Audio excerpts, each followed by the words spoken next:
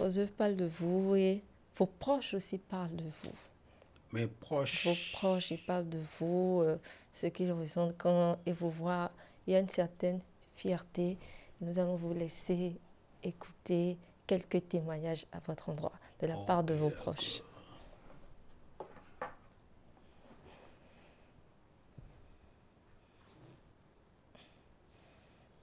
J'espère que ce n'est pas les proches qui me doivent. Ah, lui c'est Rodrigue. Je suis Rodrigue Achaoui, directeur des éditions Savantes du Continent. C'est un plaisir pour moi de pouvoir me prononcer sur un ami, un vrai passionné, Alessandre Kosoko. Alessandre Kosoko, c'est un graphiste, illustrateur, dessinateur et BDiste béninois, l'un des plus talentueux de sa génération ici au Bénin. Notre rencontre remonte à 2008. Je me rappelle, j'étais aux éditions Récit d'Afrique où je travaillais en tant que directeur éditorial. Et un jour, le jeune homme fraîchement sorti de l'université, Alessandre Kosoko, est passé et a laissé son contact afin que nous puissions lui faire appel pour des projets, et afin qu'il puisse y faire des illustrations pour des livres dans le temps. Je me rappelle qu'en ce moment-là, nous travaillions avec des illustrateurs tels que Roger Boni Yarachao, Ponce Sanon et le regretté Hervé Chico. Donc, dans le temps, la directrice ne l'a pas appelé. Et quelques temps après, moi, j'ai quitté le Sud-Afrique. Et un jour, en fouillant dans mes CV, je suis tombé sur le numéro de Alessandre Kosoko. C'était un bel Bénin dans le temps, c'était un bel Bénin, c'était en 93. Donc je l'ai appelé, je me suis présenté et il m'a reconnu tout de suite. Et depuis lors, nous avons sympathisé et nous gardons jusqu'à présent de très bonnes relations. Alessandre me fréquente dans mes locaux, il vient souvent me voir dans, dans les locaux des éditions Savantes du Continent et je vais souvent le voir également là où il est. Il a changé il a changé 2 fois de bureau à Calavi, mais j'ai toujours été présent à ses côtés et nous avons travaillé sur plusieurs projets. Je me rappelle, Alessandre a illustré certains de mes textes qui figurent dans le recueil de contes, le petit garçon qui avalait la rivière.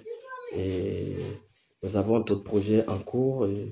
Le cadeau de Wani, dont Alessandre a fait les illustrations, et attend ma réaction afin de poursuivre. Et nous avons également collaboré sur la couverture de plusieurs de mes livres, de plusieurs livres publiés aux éditions Savantes du Continent, tels que La complainte des Séviles. Alessandre a proposé des couvertures pour les livres de Gaston Soussou également, La servante du mal, en tout cas pas mal de choses. Alessandre, depuis quelque temps, s'est établi à Pau chez lui, et un endroit que j'ai promis de visiter, mais que bon, je n'ai pas encore visité. Mais je le ferai incessamment. Parce qu'il ne cesse de presque me harceler, de me demander de passer. Mais je passerai nécessairement le matin et ce sera un plaisir de le voir chez lui. Alessandre, c'est vraiment un passionné, comme je l'ai dit au début. C'est vraiment un passionné et j'éprouve vraiment du plaisir à travailler avec lui, surtout avec son humilité. Vraiment, c'est un exemple pour la jeune génération. C'est un exemple pour la jeune génération. Je lui souhaite bon vent et que les plus belles portes lui soient ouvertes afin qu'il profite pleinement de son art. Il reste encore d'autres surprises. Oui. Il faut défiler. Quoi? Faut juste défiler. Je peux dire quelque chose rapidement. Oui, bien sûr. Hier, par exemple, je l'ai vu. Hier, je l'ai vu, j'étais avec lui. Comme il a dit, je le fais quand il fait hier, je l'ai vu. Mais ça ne veut pas qu'aujourd'hui, je vais le voir encore aujourd'hui. C'est là quand même. Waouh. Vraiment. Ah. Alessandre Kosoko, c'est ce que je pourrais appeler une marque aujourd'hui dans le désir de presse béninois. Son mérite, c'est d'avoir réussi à tracer sa propre ligne. De sorte qu'aujourd'hui, quand vous voyez les dessins de Prince d'Alessandro Kosoko, depuis 7 ans qu'il travaille au DDJ, vous pouvez les reconnaître même sans la signature. Il a son style d'humour, ses personnages, sa façon de rendre. Vous voyez? Donc ça, c'est quelque chose de très fondamental qu'il a réussi. Et je pense que avec du travail, il a encore une énorme marge de progression. Et je sais que c'est quelqu'un qui travaille beaucoup. Et donc, je lui dis félicitations pour tout ce qu'il a fait, pour le parcours qu'il a jusque-là. Et c'est amplement mérité d'ailleurs que vous décidiez de lui consacrer ce coup de projecteur, parce que l'avenir du dessin de presse, l'avenir du dessin satirique, l'avenir de la caricature ne s'écrira vraiment pas sans quelqu'un comme Alessandro Kosoko. Bravo à lui.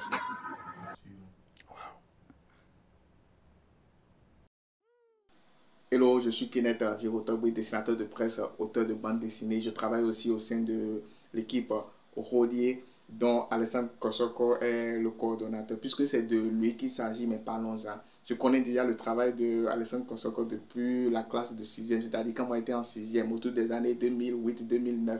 Et puis après, quand je suis allé à Ouida, j'ai rencontré des amis qui font la même chose avec moi. Et j'ai davantage exploré ses travaux. Une fois, en compagnie de Yannick Sonon, nous lui avons rendu visite dans son atelier de travail. Il nous a beaucoup parlé, il nous a donné des conseils. Et puisque c'était la première fois pour moi en voulant partir, il m'a offert un paquet de format A4 et il m'a demandé de m'essayer de travailler sérieusement. Et ce que j'ai fait, le deuxième souvenir qui me vient à l'esprit tout de suite, c'est quand nous étions à Grand Popo, dans le cadre du projet ressources éducatives, sous la couverture de l'association Bénin Dessin. Pendant le déjeuner, on était à table quand l'un des grands frères disait « Jeune homme, ce métier, nous voyons que tu as du talent, tu as du potentiel, tu es sérieux, mais ne te comporte pas comme ces jeunes qui t'ont précédé. » Et tout de suite, Alessandro Kosoko, que nous connaissons, revendicatif, radical peut-être, il s'est inséré dans la discussion et il a dit « Kenneth n'est pas ce genre de jeune. » Je ne sais pas si vous avez compris ce qui s'est passé. Il a donné sa parole, il a donné sa personne. Et moi, ça m'a laissé des souvenirs indélébiles. Et je remercie le ciel d'avoir fait sa rencontre. Ce que nous connaissons de Alessandro Kosoko, c'est qu'il a les mains ouvertes pour recevoir les jeunes qui commencent par faire leur part dans le métier. C'est ce que nous connaissons de lui. Tipam peut en témoigner et moi-même, je suis un exemple vivant. Je pense sincèrement que Alessandro Kosoko est un travailleur dur, c'est un travailleur sérieux, c'est un travailleur acharné. Il craque de passion pour ce qu'il aime et il continue de nous donner le bel exemple, l'exemple de l'effort, du travail, du labeur. Et je pense aussi que c'est quelqu'un qui a beaucoup de projets, de visions. Il a comme rêve de laisser quelque chose à la jeunesse montante, c'est-à-dire nos jeunes frères, nos enfants. Pour d'autres, les enfants existent déjà, mais pour certains, c'est encore dans le pipeline. Alessandro Kosoko envisage de laisser quelque chose et pour ça, je lui souhaite beaucoup de courage, je lui souhaite davantage de travail et je dis le nom convié à Rodier. Merci beaucoup à l'association qui me permet aussi de m'exprimer et bye, je vous aime. C'est un bon projet parce que quelqu'un qui vient embellir ta clôture, je crois que c'est une bonne chose. Je suis content il travaille bien. Surtout le groupe là, vraiment. C'est un groupe qui se contrôle, se respecte, travaille main dans la main. Je suis content d'eux. Alessandro Kosoko, c'est quelqu'un qui a vraiment de l'inspiration. À travers son humour, il reflète ce que notre quotidien, à peu près ce qu'on vit dans la vie. Mais lui, il le transmet avec humour. Donc c'est vraiment un honneur de célébrer un grand homme avec des valeurs énormes. Le projet Celebrate, en fait, c'est une partie du programme de la Brousse Améouga. La Brousse Améouga, c'est une bourse en fait qui célèbre, qui détecte, célèbre et promouvoit les talents. Cette célébration a l'air simple, mais je vais vous faire une confidence. cette voie que vous voyez là, ce vent-là, a déjà pris le nom des dessins là. Hein. Les Abidjan. Même moi, quelqu'un veut venir chez moi, je lui dis de prendre, je lui indique seulement la voie principale là. Il coupe ici, de regarder la voie où il y a des dessins. Les Abidjan disent la voie où il y a des dessins. Tu comprends déjà? Donc on est en train, sans le vouloir, d'immortaliser ça sur la voie.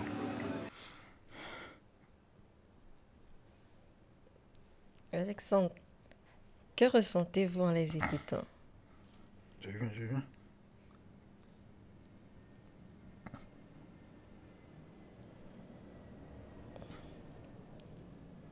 Que d'émotions exprimez-vous? Ça fait beaucoup d'émotions accumulées. Vos proches qui parlent de vous aujourd'hui, qui vous célèbrent, qui disent des mots touchants. Oui, ça touche. Mais qu'est-ce que vous ressentez? Comment le prenez-vous de savoir qu'aujourd'hui, toutes ces personnes, ils sont là, ils ont parlé de vous. Qu'est-ce que ça vous fait? C'est vous, Alexandre Kosoko, le caricaturiste qui est célébré et dont les proches parlent. Ils lui souhaitent beaucoup de courage. Qu'est-ce que ça vous fait? Qu'est-ce que vous ressentez au fond de vous? Qu'est-ce que les larmes qui sont en train de perler votre visage, qu'est-ce que ces larmes sont en train d'exprimer? Bon. Je me sens honoré. Je me sens honoré.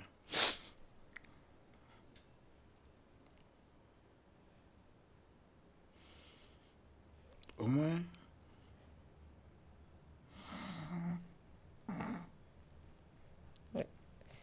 émotion.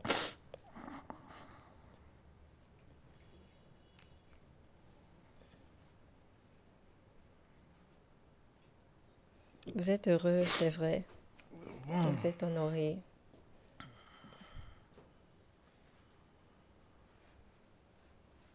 Non, oui, je suis honoré, Ça prouve qu'il y a des gens qui m'observent. Il y a des gens qui m'ont observé.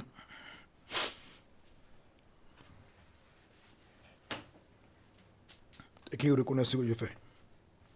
Et qui sont reconnaissants. C'est vrai, pour d'autres personnes, je suis un incompris.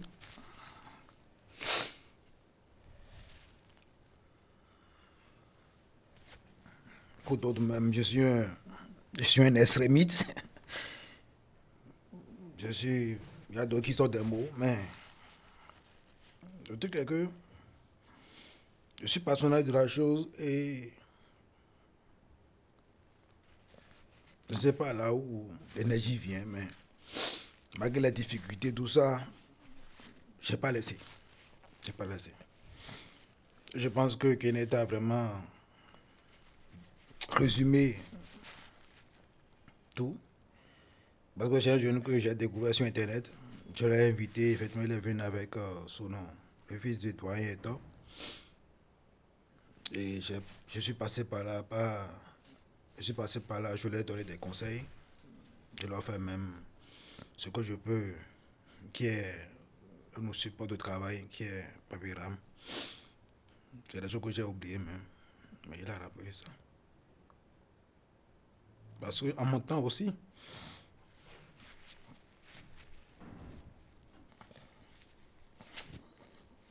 il y a eu des doyens qui m'ont fait ça.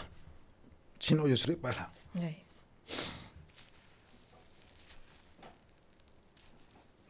Il y a eu des doyens qui m'ont fait ça. C'était l'école. Parce qu'en ce moment, il n'y avait pas encore d'école d'art. Mais sur le terrain, c'était ça. C'est ça qu'il faut. Et beaucoup ne comprennent pas. Et c'est ça qui m'énerve souvent. Quand vous êtes arrivé à un niveau, il faut commencer par penser à la jeunesse qui vient. Oui. Pas leur laisser quelque chose. Pas leur apprendre. À leur dire ce que vous avez fait. Les difficultés qui sont dedans. Les conseils. Parce que sans les aînés, les jeunes sont perdus. Oui. Sans les aînés, les jeunes sont perdus. C'est des aînés qui ont fait.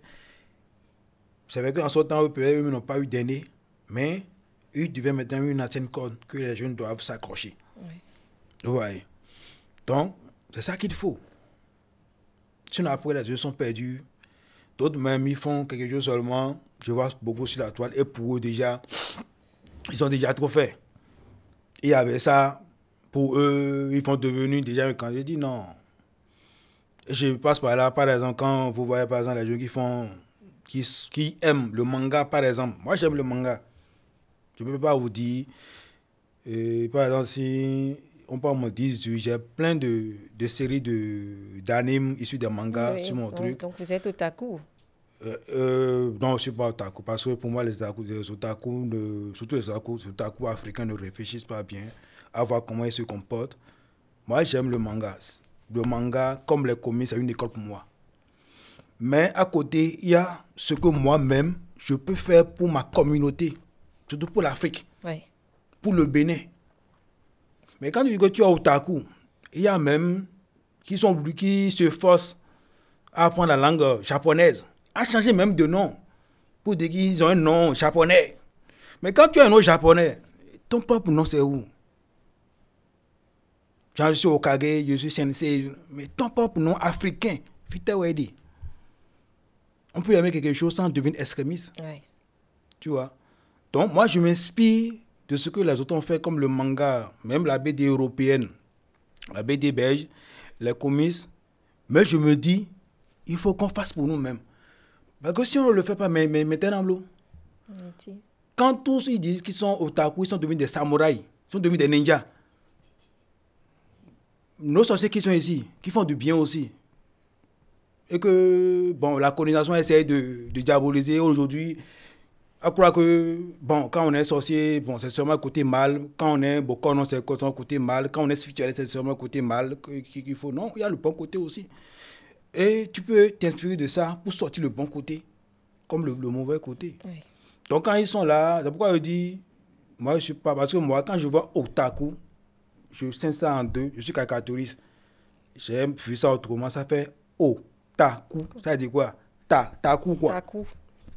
Taku, voilà, taku. Parce que tu aimes tellement, mais tu te renies toi-même. Parce qu'on a subi une colonisation avec les Européens, tout ça. Mais nous-mêmes, on ne peut pas choisir encore une autre colonisation et oublier ce qui est de nous. Donc c'est là où moi, avec beaucoup de jeunes qui disent qu'ils sont mangaïs, on ne s'entend pas. On ne s'entend pas. Parce que je l'ai toujours dit, moi-même, je suis un grand consommateur, ça je l'avoue. Je fais même des publications sur ça sur ma page. Quand je suis un manga, je dis truc là, voilà, je donne mon appréciation. Mais qu'est-ce que toi-même tu fais pour ta communauté? C'est ça qui est très important. C'est ça là qui est très, très important. Donc, je me définis pas otaku, je me définis comme un dessinateur béninois africain qui veut faire quelque chose pour ça, comment dire, sans devenir ninja ou bien samouraï, sans faire truc là. Parce que c'est comme la religion aujourd'hui. Quand on prend les autres religions, c'est des choses importées, mais tu vois aujourd'hui beaucoup qui s'accrochent à ça et qui laissent pour eux, et ça devient du désordre, ça devient du n'importe quoi. Or, l'artiste est un ambassadeur. Oui. L'artiste, si les Japonais qui se sont inspirés des comics des Européens pour avoir pour eux-mêmes, si en temps ils n'ont pas conservé pour eux, genre ils ont un nom comme Kingston, genre les noms américains pour dire oui, voilà Stan Lee. Voilà, un mangaka japonais qui met Lily Stan Lee. Stan Lee, c'est un grand auteur américain dans les comics, Marvel, tout ça. Et si un japonais disait, et les autres ont suivi, est-ce qu'eux sont en train de voir aujourd'hui les Naruto, les Oda, les One Piece aujourd'hui, les Luffy pour dire oui, voilà, je m'identifie à ça. Il faut que toi-même tu fasses pour toi, pour que les autres aussi s'identifient à toi. Il faut préserver l'identité. Voilà l'identité. Maintenant, vous pouvez vous inspirer des autres pour créer pour vous-même. Il ne faut pas faire du plagiat. Ouais. Donc, à travers cet hommage, je pense qu'il reste encore une vidéo. Oui. Administrateur de... On reprend encore. Ok, si c'est bon, il faut me dire. Voilà. Je suis Bénin Dakambi, administrateur civil de formation, correcteur éditorial auprès de certaines maisons d'édition au Bénin et au Niger. Là, vous avez un témoignage à faire par rapport au personnage Kosoko. Vous pouvez nous en parler un peu. Merci. Il y a environ 7 ans, j'ai découvert sur les réseaux sociaux le travail que faisait Monsieur Kosoko. Il est caricaturiste, comme vous le savez, et il a un personnage principal qui meuble ses aventures, qu'on appelle Loki. C'est un personnage qui est très très drôle. Et donc, moi, comme j'aime les œuvres qui sont empreintes d'humour, ça m'a immédiatement attiré et j'ai été séduit par le travail qu'il réussissait à faire avec ses caricatures en mettant en avant ce personnage Loki-là. Donc, chaque semaine, j'attendais avec impatience les nouvelles aventures de Loki. Donc, je connaissais l'auteur de l'œuvre uniquement via les réseaux sociaux. Et c'est un jour de 2019 que par l'entremise d'un éditeur, Monsieur Rodrigue Achawe des éditions Savane du Continent, que nous nous sommes rencontrés fortuitement à son bureau. Et Monsieur Rodrigue me le présentait en disant, ça c'est le père de Loki. Le père de Loki que tu apprécies tant. J'ai dit, ah bon, ah, donc c'est vous, Monsieur Kosoko. Et nous avons beaucoup échangé. J'ai partagé certaines des blagues de Loki que j'avais retenues. Et on a fraternisé, on a sympathisé. Depuis ce jour-là, Monsieur Alexandre est devenu comme un grand frère pour moi. Et comme moi-même, je suis correcteur éditorial, j'ai commencé à collaborer avec lui sur ses caricatures. Et donc, dès qu'il finit, il me les envoie et moi, je les lui relis. C'est comme ça qu'une amitié, une fraternité est née entre nous. Et aujourd'hui, nous collaborons sur beaucoup de projets. Monsieur Kosoko, le doyen Kosoko, le grand frère Kosoko, comme je l'appelle, c'est un artiste très talentueux. C'est un artiste qui mérite vraiment d'être mis en lumière parce que depuis 15 ans qu'il est dans le domaine, je crois qu'il a eu l'occasion largement de faire ses preuves, de démontrer à quel point il est un acteur important pour le secteur culturel. Et donc, c'est l'occasion pour moi de remercier les initiateurs de ce projet-là qui a permis de mettre en valeur, de mettre en lumière non seulement la personne de l'artiste, mais tout le travail formidable qu'il fait depuis ces années-là. Je crois que l'échantillon qui a été présenté sur le mur qui est derrière moi ici, c'est un échantillon, c'est juste un petit aperçu de son travail, mais ça en dit long sur le talent de l'homme. Je persiste et je signe qu'il mérite d'être davantage mis en lumière encore. Et je prie fort que les autorités de ce pays puissent, à travers la réforme du système du secteur culturel qu'ils sont en train de mettre en place, qu'ils puissent penser à mettre en valeur des artistes comme Monsieur Kosoko. Bon, je viens de voir toute la vidéo. Je connais tous ceux qui... Bon, c'est vraiment mes proches, comme vous l'avez dit. Rodrigue, Monsieur Tibius, Fille Kotogwe et Monsieur Bénin. Monsieur Bénin, à un moment, bon, c'est lui-même qui s'est rapproché de moi pour dire qu'il peut m'aider à corriger les caricatures. Souvent, moi je suis qu'un technicien, je peux dire, mais côté littérature, c'est lui qui essaie de voir ses défauts dedans, l'orthographe, tout ça, pour corriger. C'est vrai qu'avant lui, il y avait aussi d'autres personnes qui m'aidaient pour corriger, même Rodrigue même, m'aidait à corriger les textes à l'intérieur. Et donc, il y a des gens qui se portent même volontaires pour m'aider. J'ai eu au moins cette chance-là.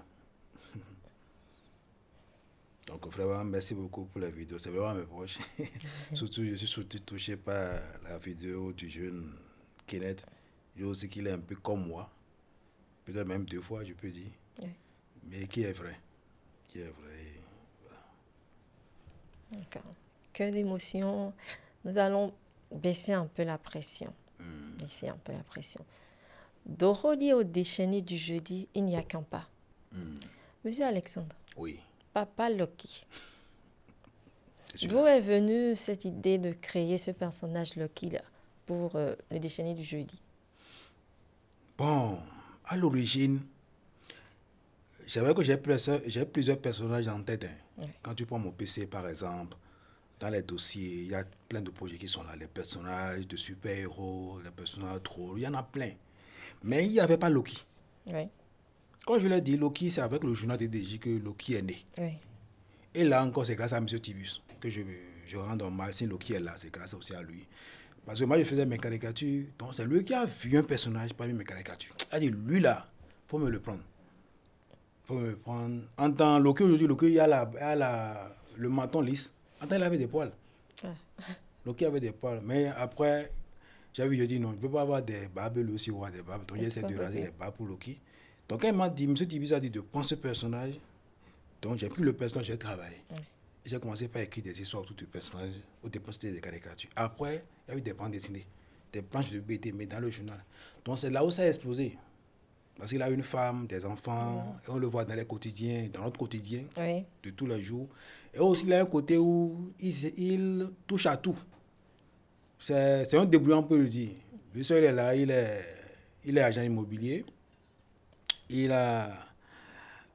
vend de l'essence. Déjà, son activité principale, d'abord, comme je peux dire, c'est qu'il a fait vraiment révéler, c'est qu'il est un tontinier. C'est pourquoi vous allez voir souvent Loki le tontinier. Un tontinier. C'est un roublard, en fait. Voilà, c'est un roublard, voilà. Loki. Donc, des fois, pendant la fin de l'année, on peut le retrouver à l'aéroport et les clients, ses partenaires, ils disent, mais qu'est-ce que tu cherches à l'aéroport? Mais tu ne nous as pas encore payé, tu viens à l'aéroport. Donc, en temps, il peut voyager. Avec leur argent. Voilà. Évidemment. La dernière fois, quand il y a eu un problème avec le Nigeria, mais Loki était au Nigeria, donc il a dit qu'on a bloqué la frontière, donc il peut rentrer au pays. Avec l'argent des gens. Voilà, donc ça c'est un peu Loki. Donc c'est un peu, il fait ses coups bas, mais en même temps, je passais par lui pour faire ressortir un peu le côté sombre du béninois, qu'on appelle la béninoiserie, mais à travers de l'humour. C'est pourquoi, des fois, je lui colle le mot que l'un de mes grand frère dans le métier, je peux dire, M. Pitimé, là avait senti un mot, le féminisme. En Côte d'Ivoire, on peut parler de Mamaï, mais au Bénin, il y a le mot féminisme. Donc lui, vraiment, il exploitait ça à fond pour ses intérêts. Et souvent, il a des problèmes avec ses locataires, tout et tout.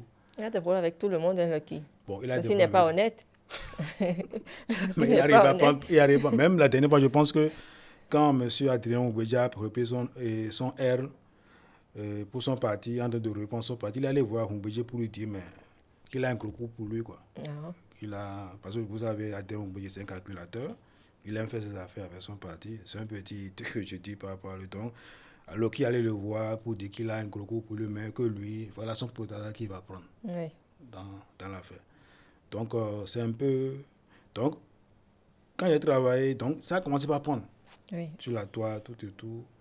Donc, j'ai fait un peu. Mais après, l'inspiration a commencé par baisser, pas par le que sinon, je risque de commencer encore par reprendre les mêmes choses, ce qui n'est pas bon. Donc, c'est là où j'ai laissé un peu Loki. Mais je peux dire que c'est grâce à M. Tibius que Loki est vraiment né. Ça, je tiens à le dire. D'accord. Est-ce que c'est Loki qui impose ce que Alexandre doit caricaturer? Il m'aide. Parce que si je veux caricaturer quelque chose, je prends son profil, je prends le personnage et je fais...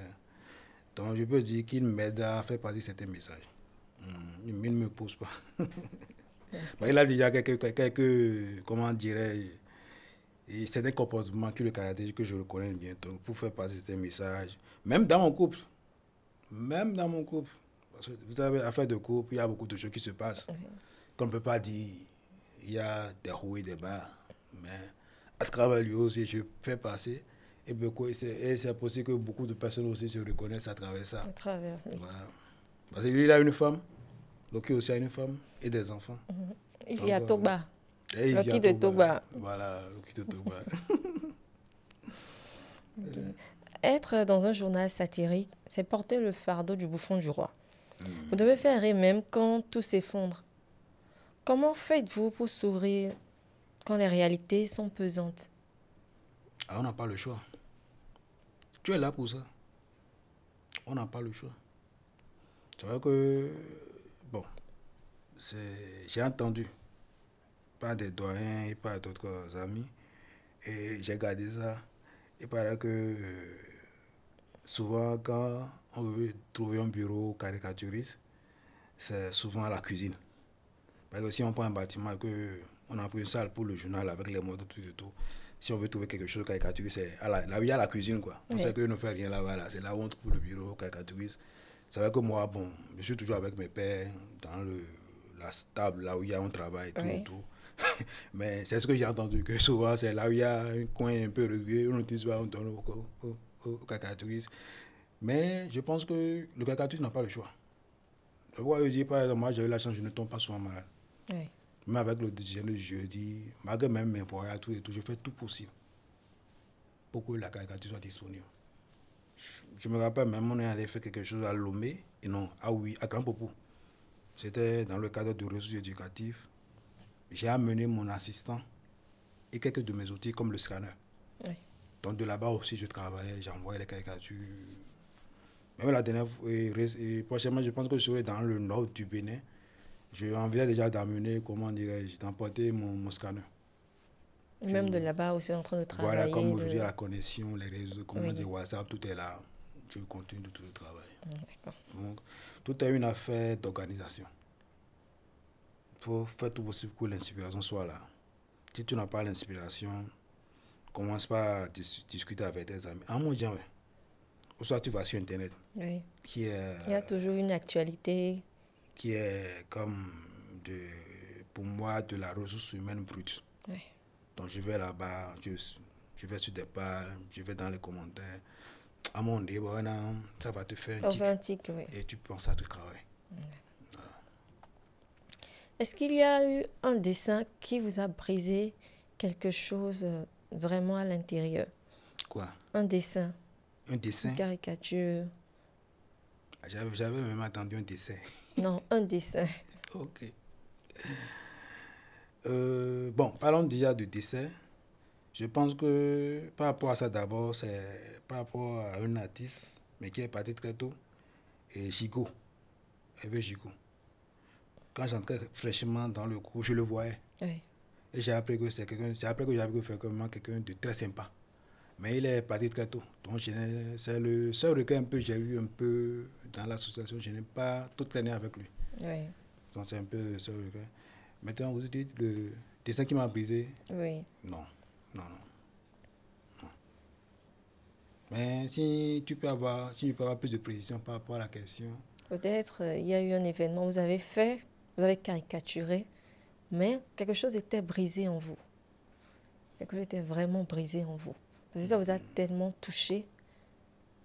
Donc, comme je l'avais dit, si ça me touche, je ne mets pas le mot. Oui. Voilà, comme j'ai dit très tôt, la fille qui était sensible, voilà, oui. Ça m'a vraiment touché. Et j'ai une manière de rendre. Oui. Là, je laisse le mot de côté. Là, ça devient vraiment sensible. Voilà. Voilà. Donc, quand ça me touche, j'ai une manière de le faire. Là, je mets le mot de côté. Oui. Et après, je remets encore mon habit d'humoriste. Ça va. Alexandre, vous avez parlé de notre culture, de notre identité culturelle, de la sorcellerie et tout. Quelle est la place de la spiritualité dans votre art? Chez moi, la spiritualité a une grande place.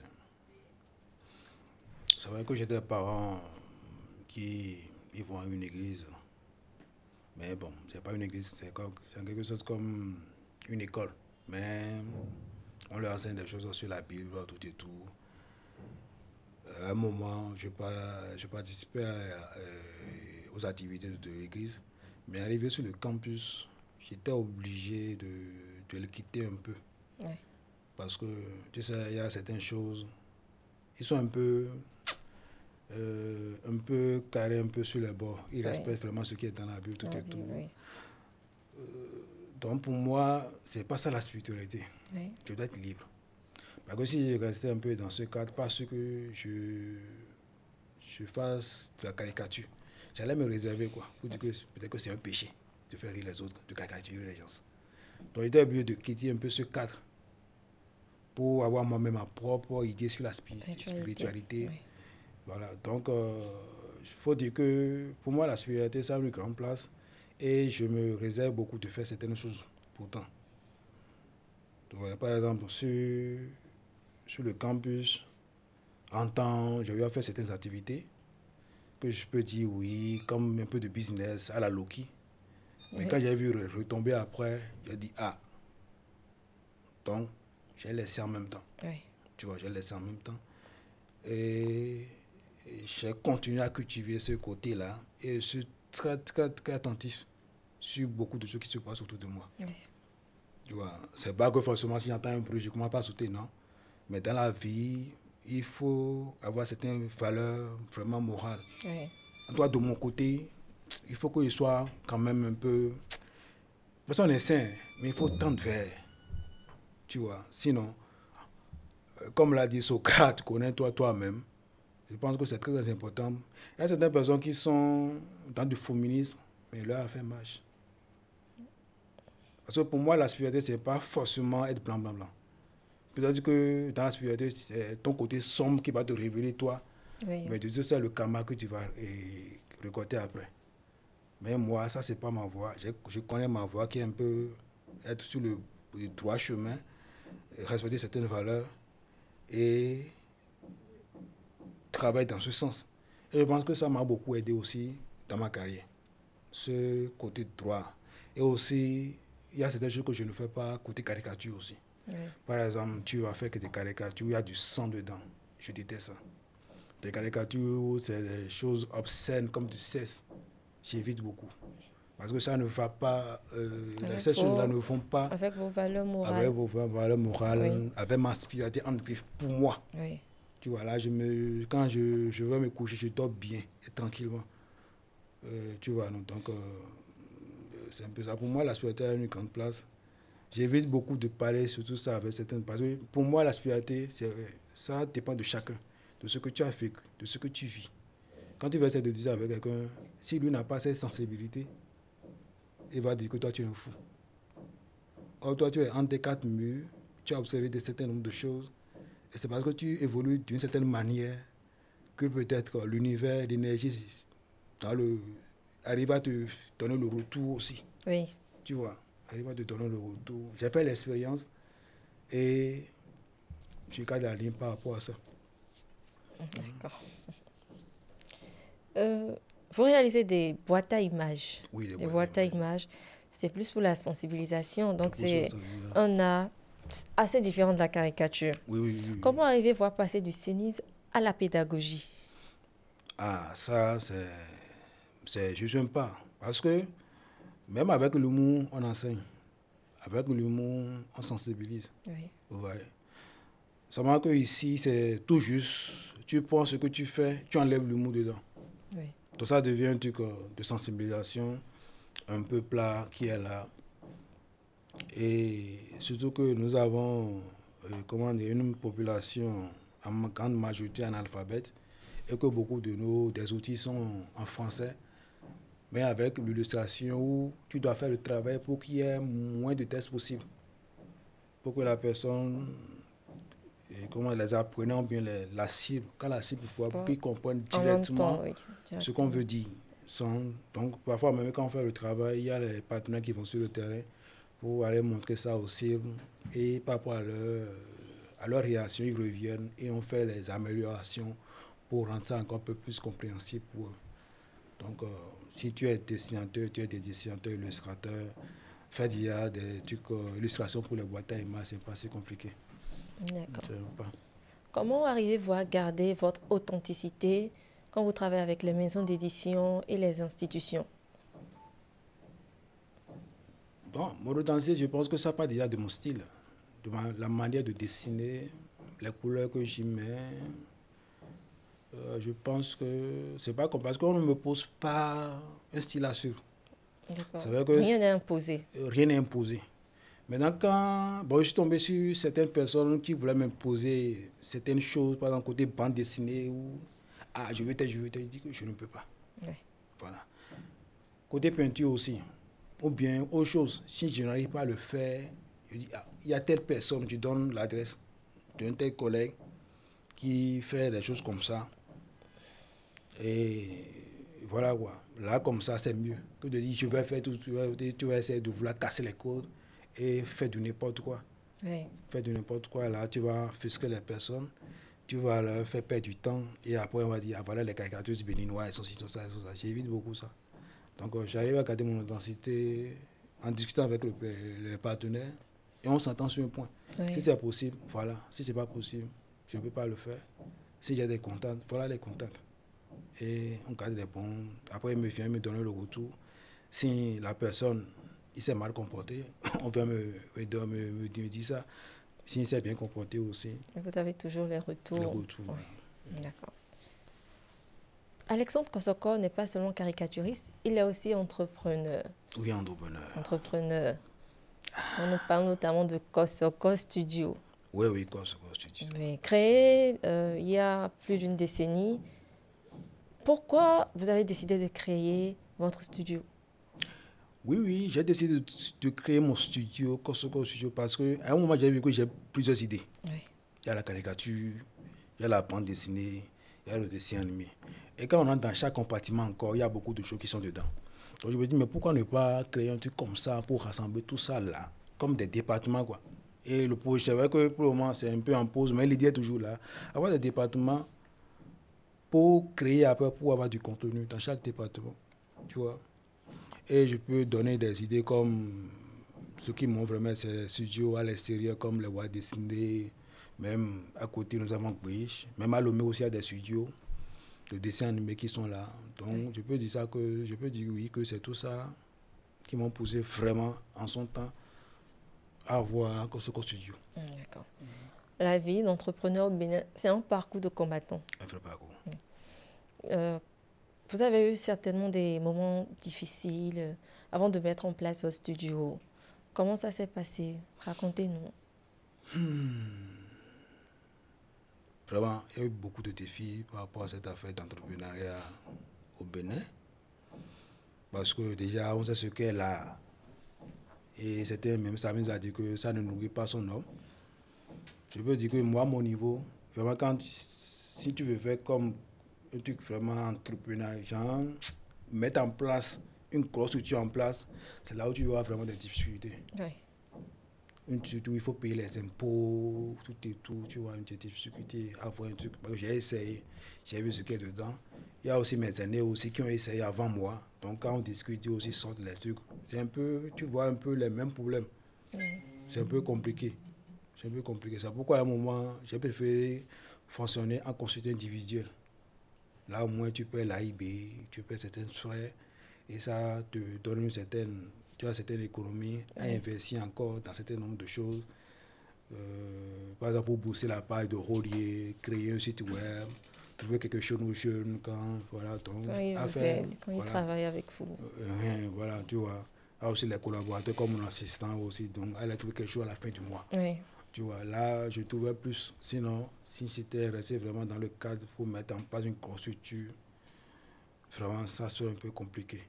Ouais, donc j'ai trouvé un peu la ligne pour pouvoir vraiment exister. Toujours comment dirais-je, en gardant l'esprit que ce studio, ça peut donner quelque chose de donc de trouver les voisins moyens pour que vraiment un jour ça explose.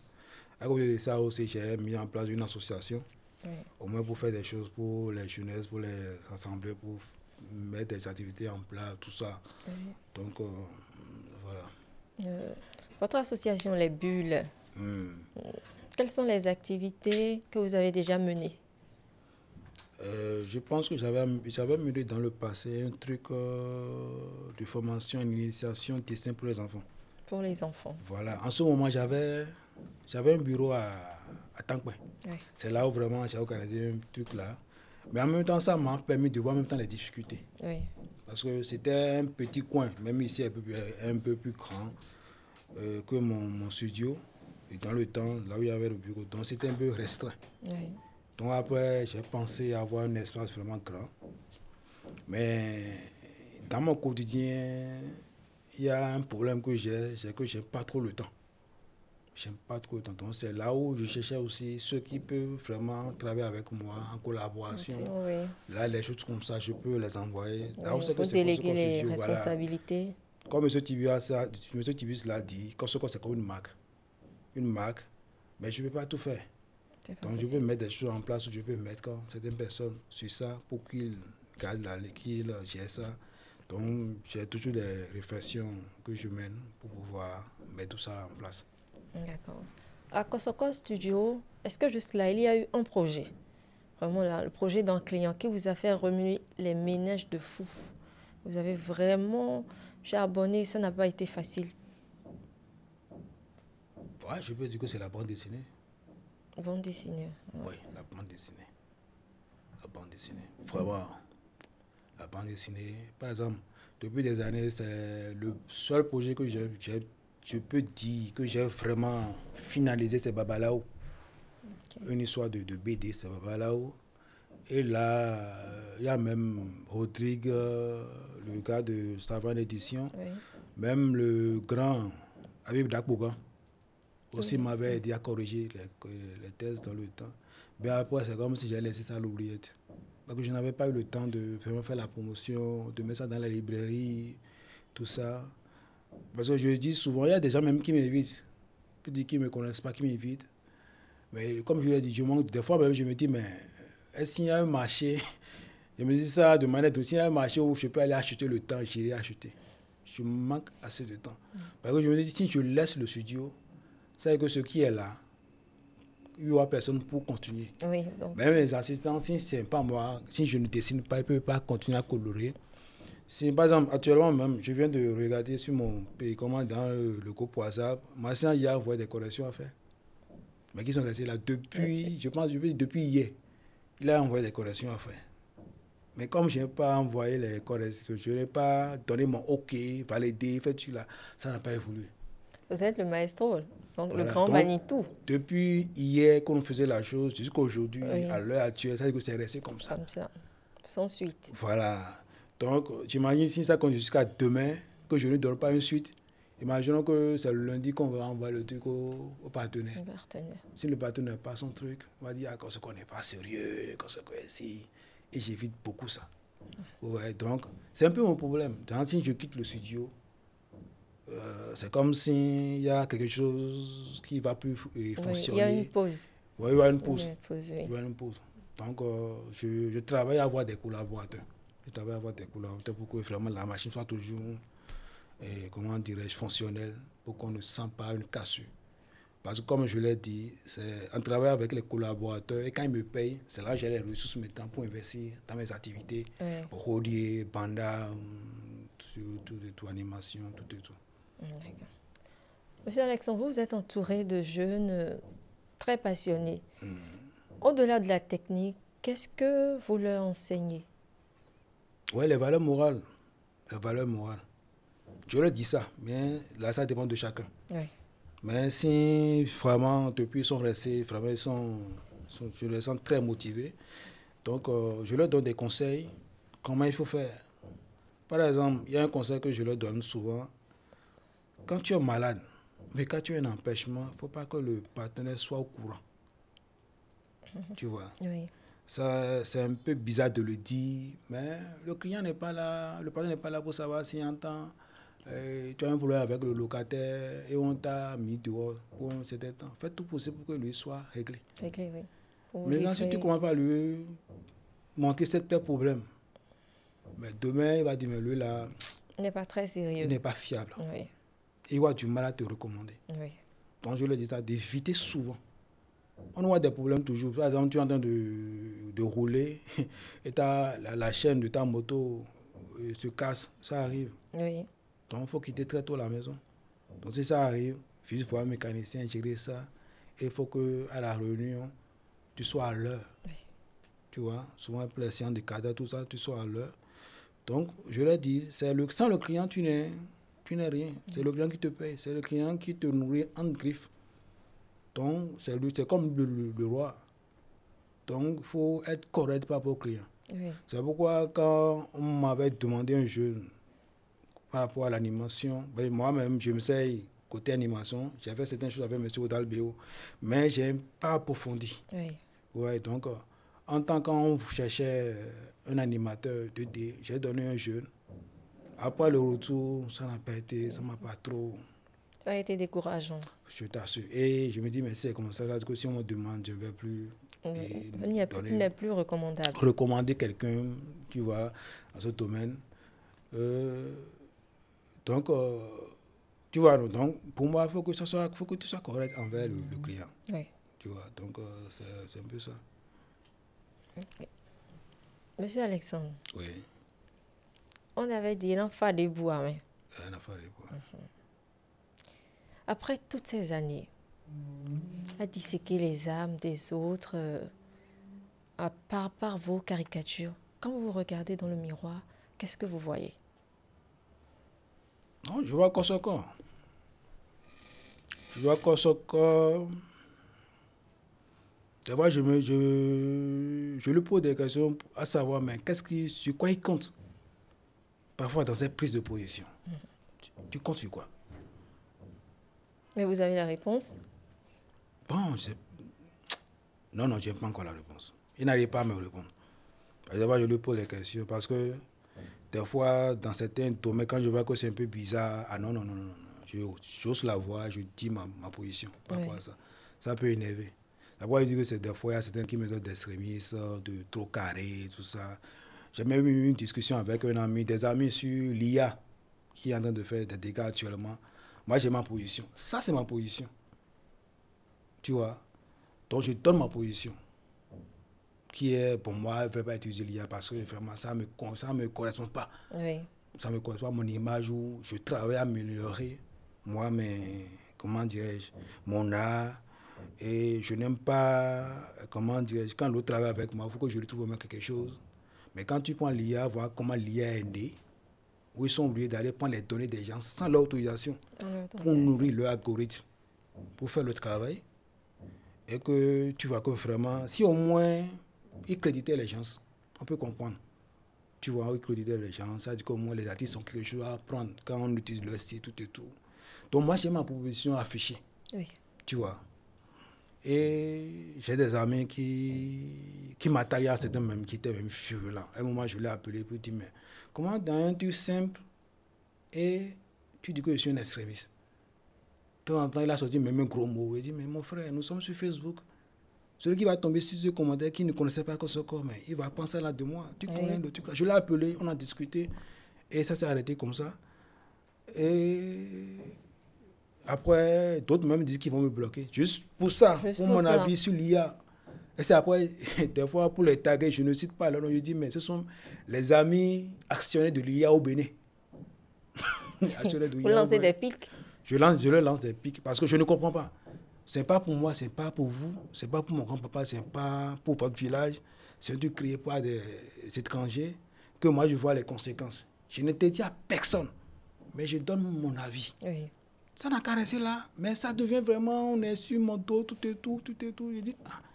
Donc c'est pour que des fois, moi-même, avoir les positions tranchées des gens, parce que c'est aussi des gens qui sont appelés mes partenaires. Oui. Et j'ai dit que le partenaire est roi. Oui, le partenaire est roi. Donc je regarde dans le moment, mais toi-même, tu comptes sur quoi à les énerver comme ça? Bon, je n'ai pas encore la réponse. Mais j'aime être vrai et être sincère. C'est vrai, IA, nous utilisons tous IA. Nous utilisons tous IA. Quand tu prends le portable, c'est bourré de IA. Tu prends par exemple, moi, je peux dire, j'aime jouer aux jeux vidéo depuis mon enfance. Quand tu prends les consoles, c'est plein d'IA dedans. Par exemple, les personnages qui sont dedans, voilà, c'est les IA qui gèrent. On ne peut pas mettre une personne dans les consoles. Voilà, il y a un truc où il y a. Mais arriver à un niveau où on sent que le truc veut remplacer les humains, c'est là où moi je suis contre. Je dis, je préfère l'IA si c'est encadré. Parce qu'actuellement, nous sommes comme dans un bus, sans chauffeur. Il n'y a pas de cadrage. Donc voilà. C'est ce que moi je déplore. Sinon, l'IA, on peut utiliser l'IA. Mais l'IA, là où on va vraiment l'utiliser, c'est là où on voit la limite de l'humain, de l'homme. Tu vois, actuellement, maintenant, dans l'espace, il y a, comment dirais-je, un appareil de la NASA qui est en train de voyager à des milliers de kilomètres, qui envoie des messages. C'est les IA, c'est ceux qui gèrent ça là-bas, qui envoient on ne peut pas mettre une humain dedans. Vous voyez, par exemple, même si on vient sur la Terre, là où il y a des volcans, les endroits vraiment sinistrés où l'humain ne peut pas aller, dans le grand froid, on peut envoyer. Mais un truc vraiment où, comment dire, un stagiaire peut venir dans une entreprise, on va le mettre là, pour qu'il y ait de l'expérience à mettre dans un truc là. On ne veut pas le faire, mais on dit, on automatise ça, on laisse ça au robot, on laisse ça, moi, ça me touche un peu. Moi, j'aime travailler avec. C'est vrai que je dis que je suis humain, je suis un peu isolé, mais je préfère travailler avec l'humain. Je suis assez humain avec toutes ces imperfections, tout et tout. On va s'amener avec le temps. Quand tu fais des décisions avec les gens, disent non, c'est pour aller vite. Je dis, vous irez vite, mais pour aller où? Tout est une affaire d'organisation. Avant, les gens faisaient quoi? On s'organise pour faire les choses. Oui, on s'organisait. Voilà. C'est bien d'utiliser l'IA, mais moi, là où ça me fait ce peu, c'est quand l'IA veut remplacer l'humain. Et quand tu les vois, ils sont très contents. Oui, l'IA va remplacer, va vous remplacer, vous irez au chômage, tout ça. Bon, ça me fait rigoler. Je dis, mais vous êtes content que les gens soient au chômage. Au chômage à cause de l'IA. À cause de l'IA. Donc c'est là où moi, je peux vous combattre par rapport à ça. Là. Donc c'est ça. Et on sait. Et je ne sais pas ce que l'avenir nous réserve. Mais la dernière fois, par exemple, il y a aussi un grand dessinateur japonais qui fait aussi de l'animation. C'est là où les gens ont paramétré son style et tout le monde utilise son style sans même le créditer. Or, lui, il était contre l'IA. Oui. Lui, il aime vraiment le truc à faire à la main. Il dit que l'IA, ça ne va pas rendre des trucs. Non? Les gens ont copié son style, tout le monde. Tu vois même des amis qui te disent non, mais arrêtez, c'est pas. Et puis, on le fait à cœur joie. Comme si c'est une manière de se faire de l'artiste. Mais voilà quelqu'un qui nous a fait rêver à travers ces dessins animés depuis des années. Et voilà votre manière de le remercier. Donc vous voulez le voir maintenant, peut-être un sans-abri, un avis mien. C'est pas un truc là. Donc je ne suis pas contre l'IA, mais moi je demande à ce qu'on l'encadre. Tu vois. Donc c'est une petite parenthèse. Donc quand je me vois dans le miroir, je lui pose des questions de savoir, mais sur qui tu comptes. Sur quoi je compte. Je vais créer une famille avec ce taobélé, tout et tout. Il faut entretenir l'éducation, tout et tout. Je lui pose des questions, mais jusque-là, il ne me répond pas encore. D'accord. Quelle est cette face cachée qui caractérise que vous êtes? Qu'est-ce qui vous fait honte chez vous? Rien. Rien du tout. Il n'y a rien. Avec certitude. Oui. D'accord. Oui, il n'y a rien. Quelle est cette face cachée que nous ne connaissons pas, que le public ne connaît pas? Bon. Je pense que ça, c'est ceux qui s'approchent de moi, qui peut mieux parler de moi. Parce que quand tu fais avec l'humain peut voir ce côté caché de toi. Oui. Tu vois, donc je n'aime pas trop de faces cachées. Non. Ce qui est sûr, je n'aime pas trop m'afficher sur Internet. Surtout, c'est rare de trouver beaucoup de photos de Kosoko sur Internet. Je pense que c'est un peu tout. Sinon, non. Je suis ouvert, je suis là. C'est vrai que je ne sors pas beaucoup, mais bon, alors Kosoko, oui, amour, quoi. Il est très free, ouvert, rigolo, tout ça. Faut juste aimer son humour. Et on est quitté. Son humour, oui. L'humour légendaire. Alexandre, le dessin vous donne de la voix. De la liberté vous rend utile. Mais si demain, vous devriez perdre cette voix, qui serait Alexandre sans son crayon? Je serais vidé. Hein. Je pense que mon existence n'aura plus de sens. Sans votre crayon? Oui, sans mon crayon. C'est comme si pendant la création, tu m'avais posé la question, j'ai dit à Dieu, donne-moi le crayon. Et il m'a donné ça. Il savait que je suis venu sur Terre. Des fois même, je me regarde, parce que je sais que l'environnement est difficile, mais tu as de grands projets en tête. Toi, me disais que ça soit compliqué de mettre ça en place, mais tu y tiens. Des fois, je me dis, mais est-ce que s'il y a la réincarnation qui existe, est-ce qu'en temps, je n'étais pas déjà venu et je n'ai pas fait beaucoup de choses et je me suis promis de revenir encore pour continuer. Parce que cette force, cette rage que j'ai, cette énergie qui me possède, je ne sais pas là où ça a quitté. Je suis dedans. J'essaie de trouver les voies et moyens. Je me forme tous les jours. Ça là, je l'avoue, je me forme tous les jours. Et comme je l'ai dit, l'autre côté que je cherche à développer, c'est la bande dessinée, qui est un domaine très compliqué, qui prend du temps. Et surtout, côté budget, ça demande. Côté budget, ça demande. Budget. Vraiment, de vrai budget. Donc, je cherche tous les moyens, même si c'est de trouver l'approche pour faire un truc adapté à notre contexte. Oui. Pour que vraiment, le truc soit accessible. Et on ne peut pas faire quelque chose, ça va rester dans les rayons. Bon, comment dire, je parle souvent avec une aide de bande dessinée festival ou bien de bande dessinée de tiroir. Ça veut dire que oui, je suis pas 10. Voilà ma BD. Oui, mais non, ça ne sort pas. Il faut que ça sorte. C'est juste là dans le pays. Et voilà, dans le pays. Autant même dans ton quartier, on demande. Personne ne te connaît. Voilà, mais tout. Il faut que ça, je sais pas, que ça soit accessible. Il faut que ça soit accessible. Ouais, donc c'est un peu ça, Est-ce que malgré toute cette reconnaissance pour Rodi et même le déchaîné du jeudi, vous vous sentez seul?